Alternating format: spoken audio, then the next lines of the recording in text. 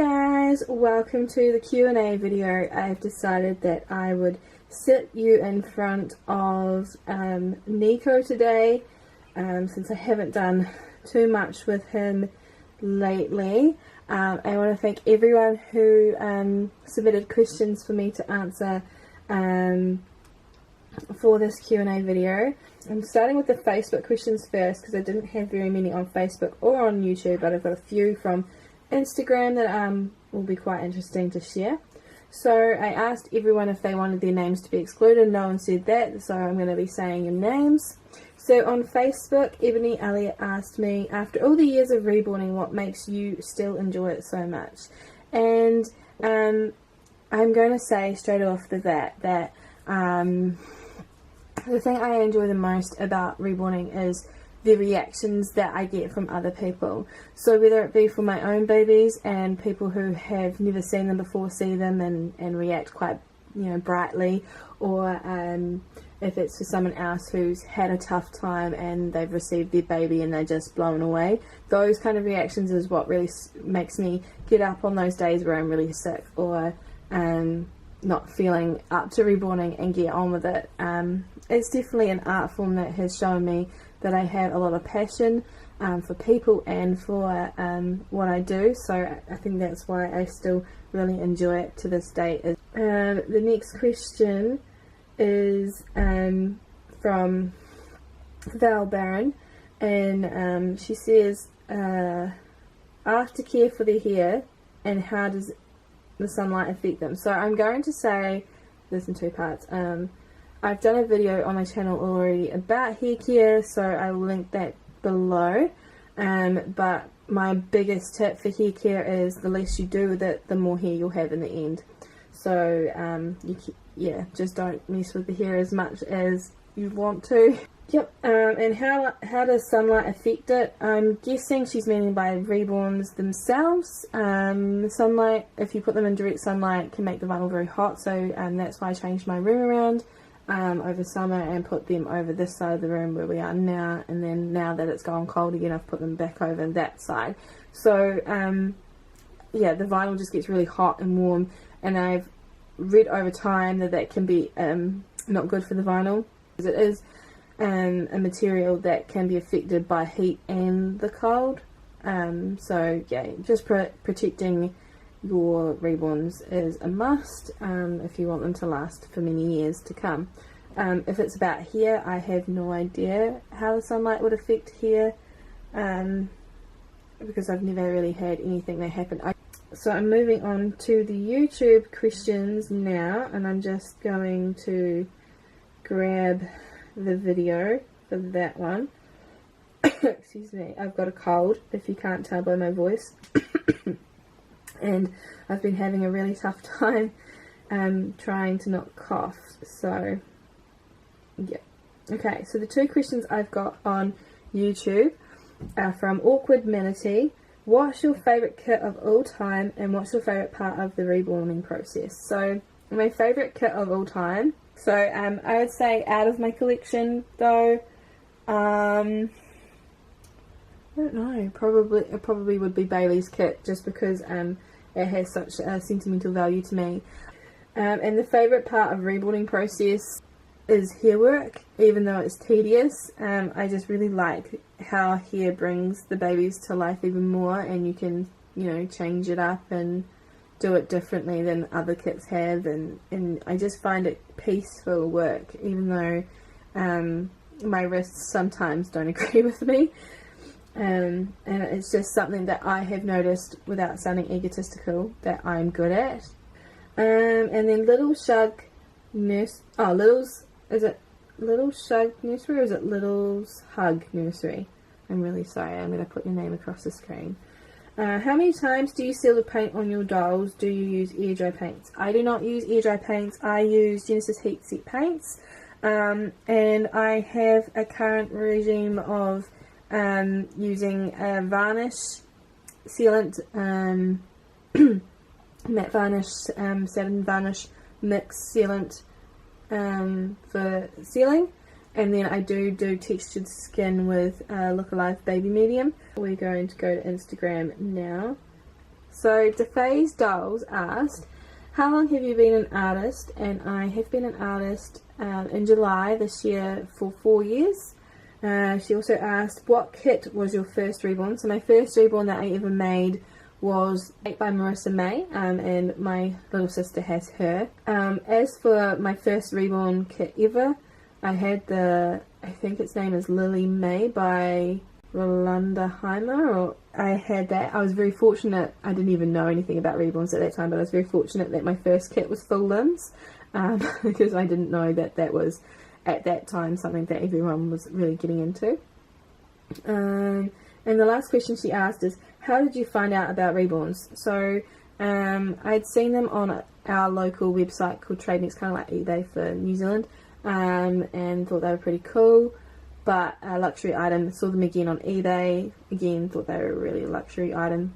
I used to collect dolls all up into my early adulthood.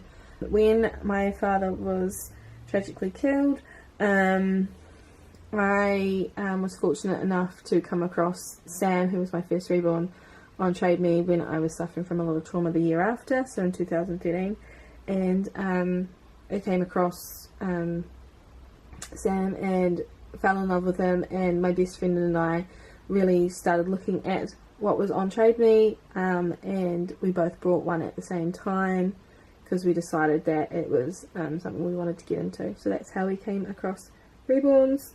That Reborn Love, she asked me, what made you want to become a Reborn artist?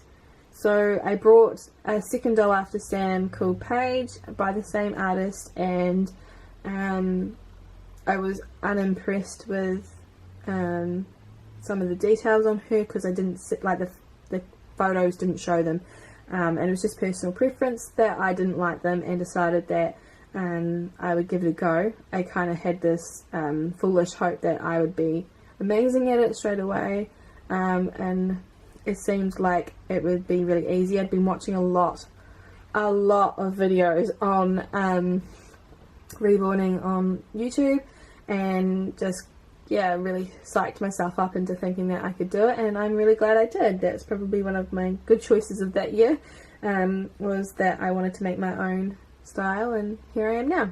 Next question. Love Dove Nursery. Would you rather paint your own personal collection baby or have someone else paint it for you? So as you know, all my babies in my collection are painted by myself, and that is mostly down to preference because I know my own style. I'd probably be more inclined to get a ready-made baby as opposed to a custom order, and I would probably want to save up money and try and get a baby done by Dlrn. I hope I've said that right. Dolls of My Soul. Her work is phenomenal, and is I'm very inspired by her work. There's a few other artists as well, but we can dream big, and one of her babies.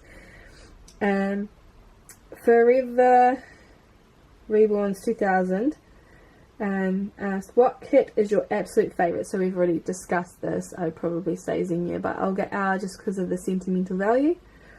Are there any kits that you plan on getting for your own collection in the future? Yes, I would, if I could get my hands on it, and I know I probably could if I looked for it.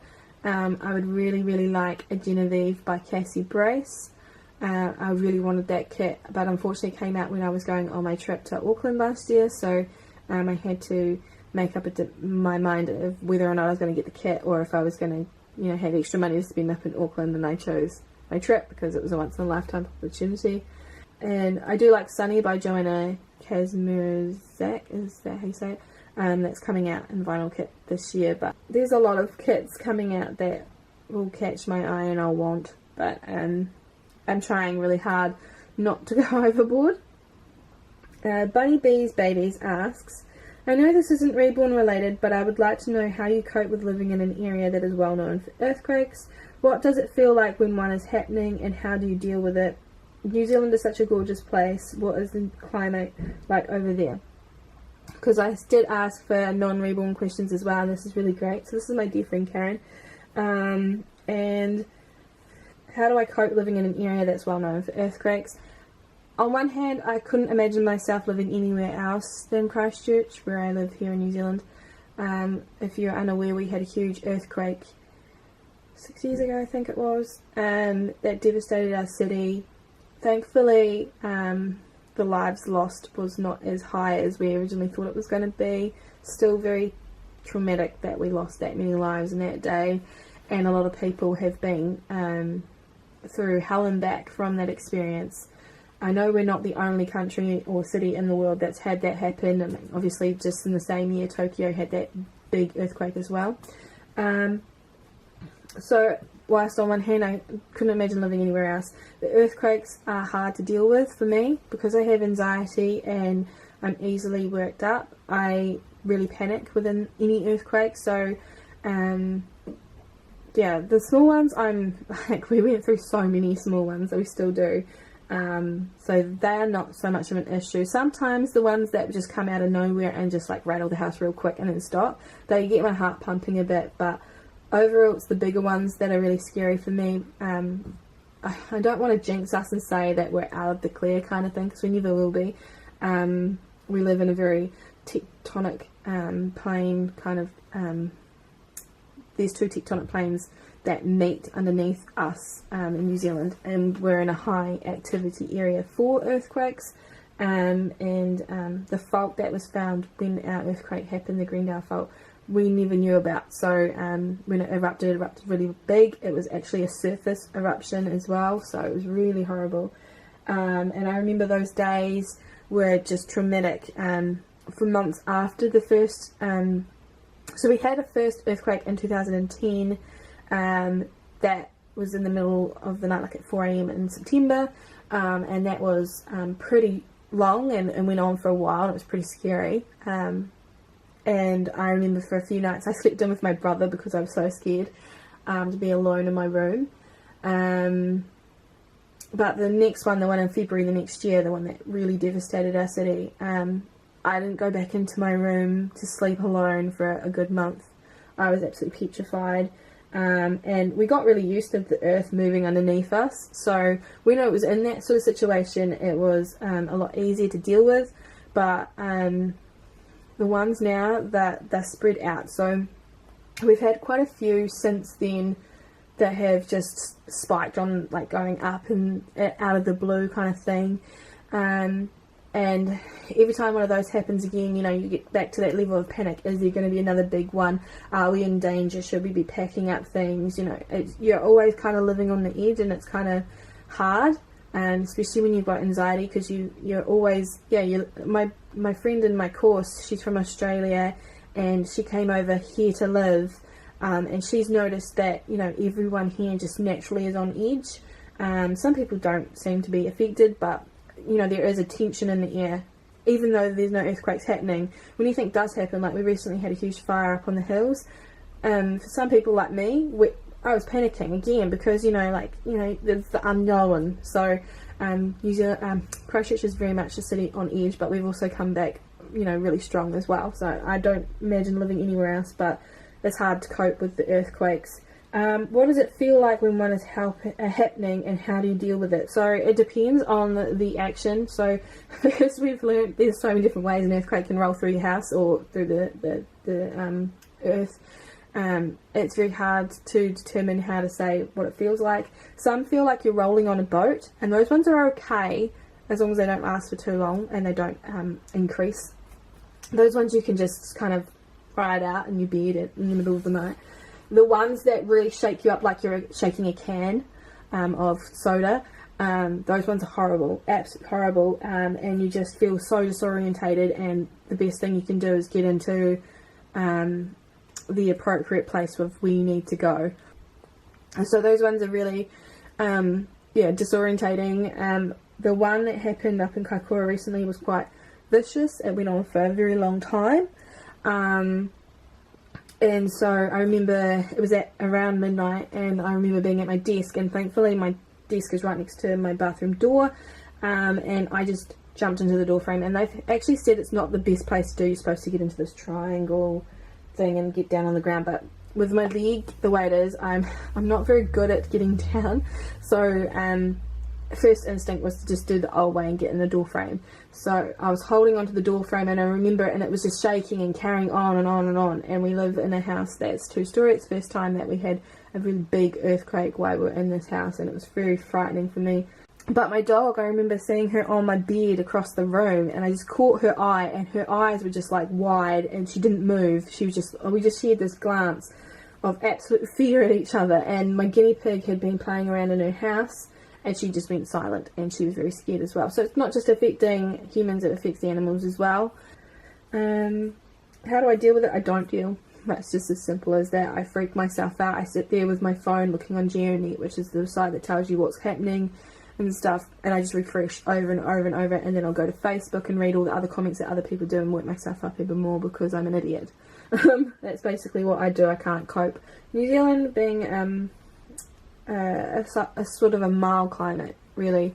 We don't, where I live, I'm on the east coast, so we don't get a lot of snow in winter time, but we complain a lot about the cold.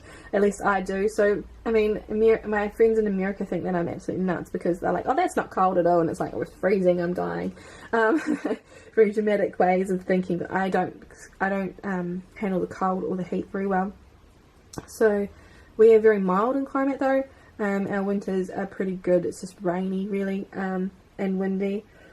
Excuse me. And our summers are definitely not as hot as Australia. But my friend, again, I'm just going off of what she knows because she's lived in 2 different countries and I haven't.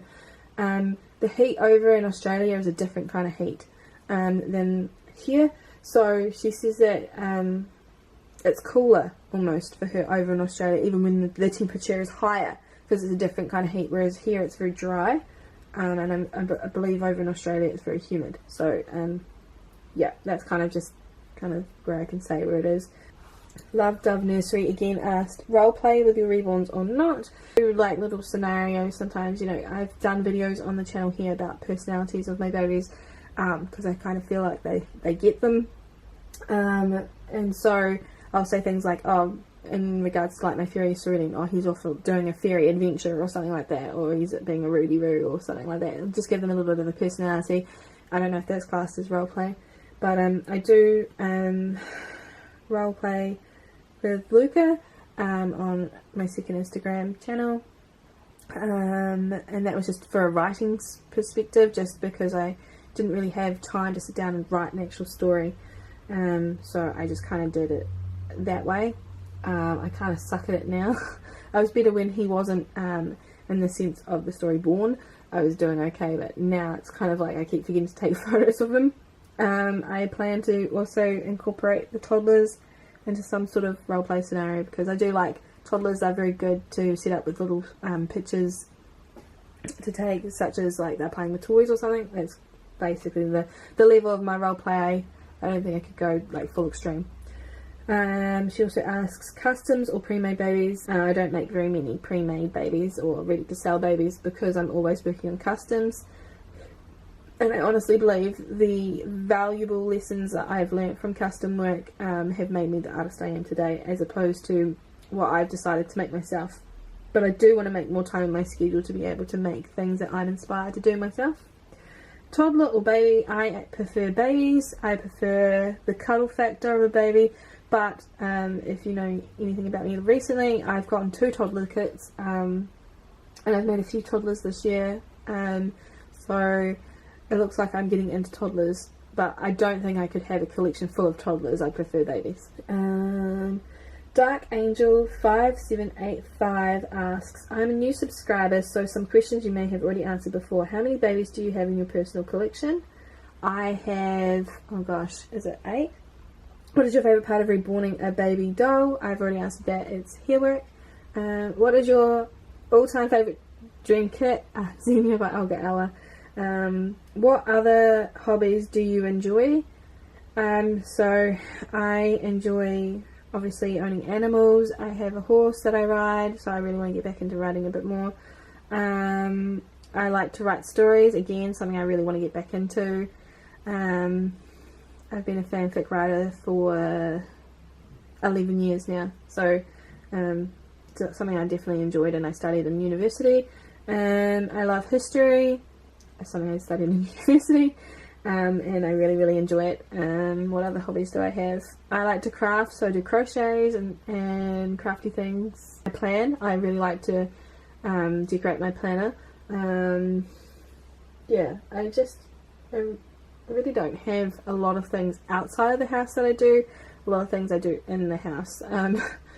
So yeah, I can't think of any really other hobbies. Oh, I'm really into Korean culture.